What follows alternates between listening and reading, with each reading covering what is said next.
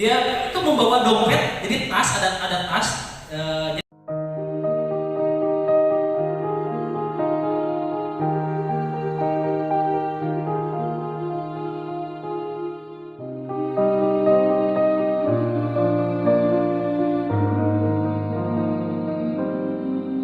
Pemeriksaan efek dari adanya terkontaminasi asbes. Kemudian juga pekerja yang terdampak itu adalah pekerja yang bekerja di pabrik asbes, pembuatan asbes, dibandingin orang-orang yang menggunakan, yang keempat adalah grafik penggunaan asbes di Indonesia, kemudian yang di luar juga. Terus bagaimana seorang bisa terpapar asbes dan bagaimana juga solusinya harus kemana. Tapi di Indonesia regulasinya juga belum begitu jelas, dia juga masih berusaha untuk mendapatkan hal-hal dengan observasinya. Itu Pak. Dari kasus tersebut, salah satunya pelajaran yang bisa diambil dari kasus tersebut yaitu pentingnya pengetahuan tentang asbes dan produknya.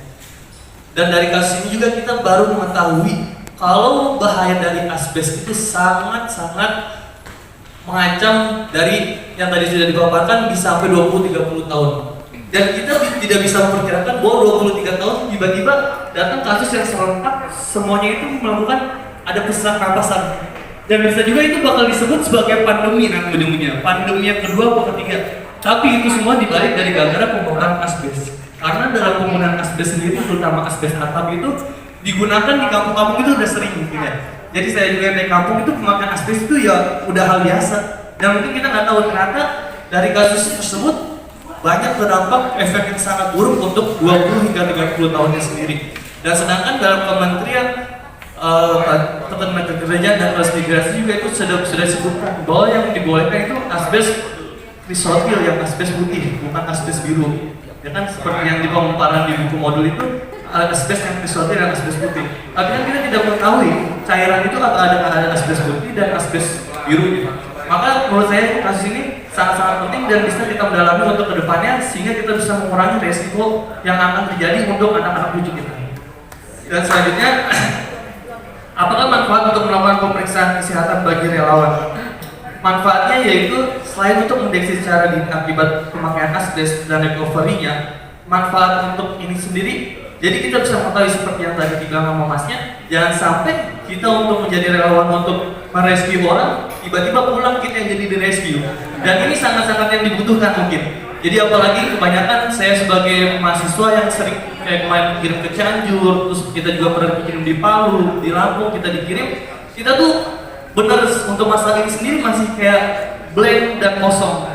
Dengan mengetahui ini kita jadi tahu, oh ternyata kita mewakili, kita ikut itu banyak dampak buruknya bagi kita sebagai relawan. Yang saya rasakan selama 2 hari pelatihan ini itu sudah banyak, dari materi, dari relasi, dari pengalaman.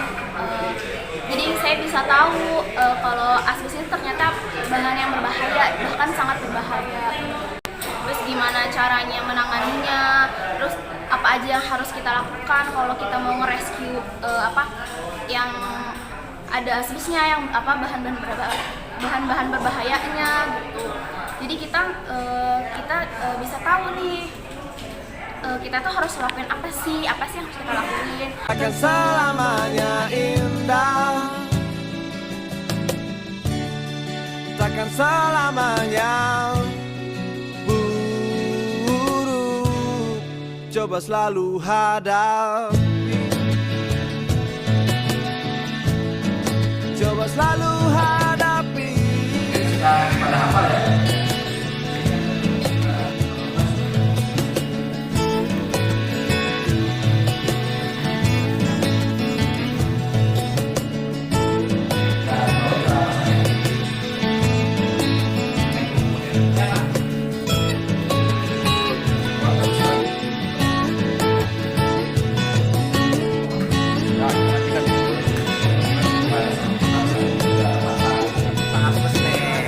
Di saat kau tak mampu menghadapi semua, dekatkan padamu di dekat kita.